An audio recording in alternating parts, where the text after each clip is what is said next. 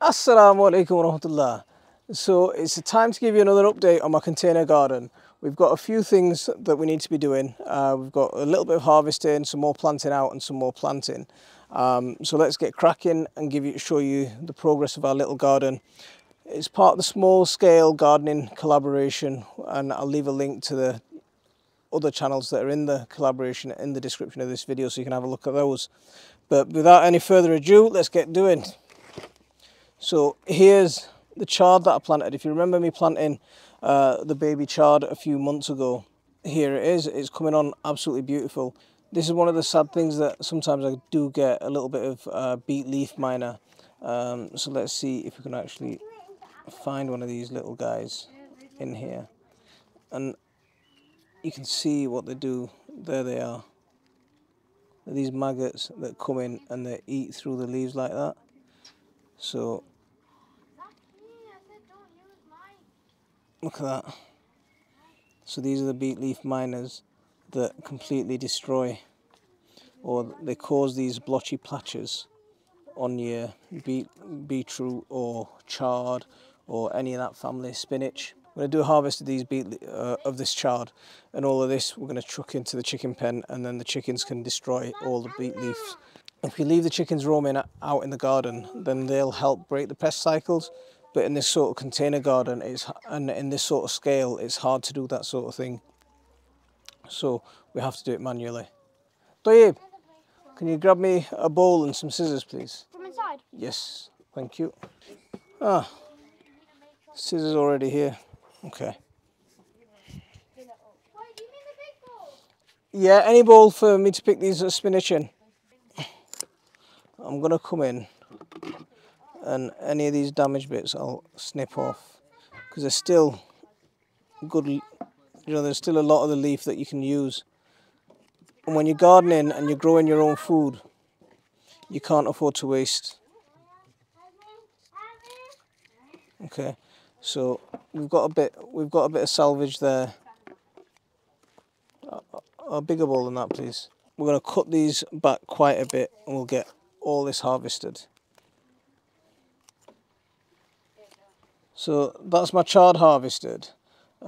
This plant's looking a bit worse for wear, so let's just take that out and we'll give that to the chickens. All of that will grow back, and we'll get a couple of crops off there every sort of, at least a month. Every month we'll get one crop off there. And these are the leaves that I've harvested, so there's a good amount. Just from that little container we'll get at least that much of fresh leaves at least once a month, maybe more frequently. It's good to check under these containers as well. You can see the amount of worms and other creepy crawlies. In Leeds, where I am, just around the corner, there's been sort of New Zealand, Australian flatworms discovered. So they're eating our native earthworm population. They're sort of decimating that. So do regularly check under your containers. They're common places for them to be hiding. They'll share the same habitat as slugs. So wherever slugs are, you'll find flatworms there, and if you find them, then report them. If you chop them, they're that type of insect that they'll come back to. Each piece will form its own worm, so you have to sort of salt them. But they are a real pest, a really nasty, invasive pest. So do check under your containers regularly. My tulips have all gone, and it's time to brighten this little area up. So this chard plant's gone. It's bolted, it's past its best. Time for it to go. And that's going for the chickens. So I'm just going to cut these tulips back for the compost. Oops, that bulb came up. And I'm going to remove some of this compost. So what can happen is, when you've got containers like this, if you're not regularly sort of updating the compost that you're putting in, it can lose minerals, it can lose nutrition. It can turn to it can end up feeling a little bit like sand. So do top dress it and clear some of this up quite regularly. I've got a container full of homemade compost. There we go. Beautiful. And that can go in top of there. And we'll get planting. So we've got some anemones in here. We'll get these in.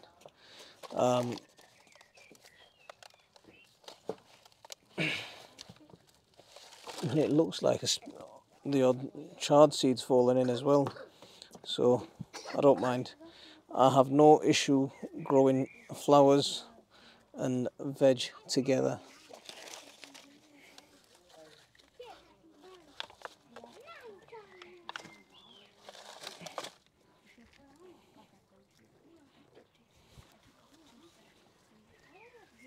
And that'll just add a little bit of colour to this container garden. So you know we absolutely love coriander. I've got a container full of coriander back there and a container full of coriander coming up just here. The carrots that have finally decided to start germinating, and there we go. It's better late than never. That's all I'm saying. So we've got 2 tubs of carrots coming up. Better late than never. A little bit of weeding in there and we should be good. So in my bathtub, I'm having a bit of an issue with these dwarf French beans actually.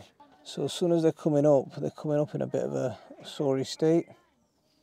So these dwarf beans have just ended up turning into a bit of a mess. So we've had a bit of some mixed results actually today. So I think we'll plant another set of beans today and just see how we get on. But the onions are coming on absolutely fine. The onions have come on really well. You can see the beetroot growing in the middle, the radishes. So what I'll do is I'll plant them in some seed cells, and then once they've germinated in there, then I'll pot them up and get them planted out here. But it's a little bit of a shame. It is a little bit of a shame.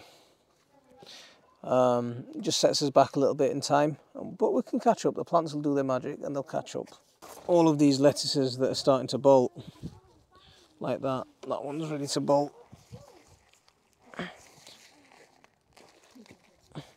We'll pull them and they can go to the chickens. So that's another thing to get sown straight away. Back at the blueberries, this garlic that's in here can be pulled. It's looking like it's about ready. Oh, they're not the biggest cloves in the world, but that was a single clove that was left in the ground last year. You know, a full bulb was left in, and that's what's come out of it. So it's all right. Something that we didn't plant, but it's given us some garlic. Give it a little bit of weeding. Even now, I'm still finding sycamore seedlings and rubbish that's blown in. My little fruit trees. This one looks, yeah, that one wants water. These fruit trees want water. Nice one, thank you very much. You bought more than 3, you brought about 5. Okay, which is good. I'll need them. Thank you. So the best way to water when it comes to these kind of containers is not going to be to just pour water over the top. It's going to actually take them and soak them for just leave them soaking like that for a good while. I'm going to leave that for a day at least in there until that soil is fully saturated with water. Mashallah, we've even got a couple of apples set on our little apple tree. It's the first time on this little guy, but we've got some apples. Mashallah, very happy with that. So when people keep asking me for updates on my dwarf fruit trees, you're not watching enough, because you've been getting them regularly on these container garden videos, but this wants some more water. This one single mint plant I probably bought about 10 years ago, And from this, I've shared cuttings with hundreds of people. Viewers have messaged me asking for cuttings of it. I've sent cuttings out to people. Loads of people have benefited just from a single plant. That's one of the things that you can benefit with these perennial crops when you share them and share them up with people. So this one really needs water. We've actually got some nice plum set on this. And this tree is doing much better than my tree that's in the ground. So I better get this watered quite fast. Got a lettuce coming on, but this chard, I mean, some of this chard they're old plants, they're bolting, they're time to come up. What I will do is, I'll take a lot of these young leaves, and because they're going to be cooked, it doesn't matter that they're a little bit bitter. I've got lettuce and I've got more chard coming on in here, which is going to be good. But let's find a home for these anemones. So we've got anemones and chard mixed in together. They can go into here. There we go. Nice. So let's get this container ready for some planting. See, this is a container that I've had stuff growing in before, and you can see it's the same method that I use with throwing the rubbish in at the bottom, or the uncomposted stuff at the bottom, and letting it all break down, and within a season it's all gone. Look at that. It's all turned into beautiful lush soil. Even bones, that can all be added in, no problem. It all ends up as fertiliser for your plants. Lovely, lovely, rich composted material. So if you are struggling with composting in piles and dedicated composting bays, just compost in situ like I do with these. And in a small garden like this, it works absolutely brilliant. So into here, I'm going to plant a couple of sweet peppers. I mean, with my chilies and my peppers this year, I'm way behind. Normally what I've done, I would have already separated these out and potted them up separately. And I just haven't had a chance to do that this year. So rather than that, they're just getting potted straight into place. So in a container garden, especially in a backyard setting, they'll be fine outside, especially on a patio because of the microclimate. So there we go, there's a few pepper plants planted into there. Let's do some more planting up of some chilies into that box that I took the lettuce out of. Just top it up with some compost. Now these are a type of chili called Danu Morris. Now last year when I grew these were amazingly hot. These are some of the hottest green chili type that I've ever had. So Naga and Carolina Reapers, these are like the pepper type. But if you look at the green chili type, these are the absolute hottest chilies that I've ever had. You know, they were like eating fire. Yeah, we'll get them growing. They'll come on really nice. And I'll take some time and I'll pot some of these up today. But yeah, I mean, that's my little container garden.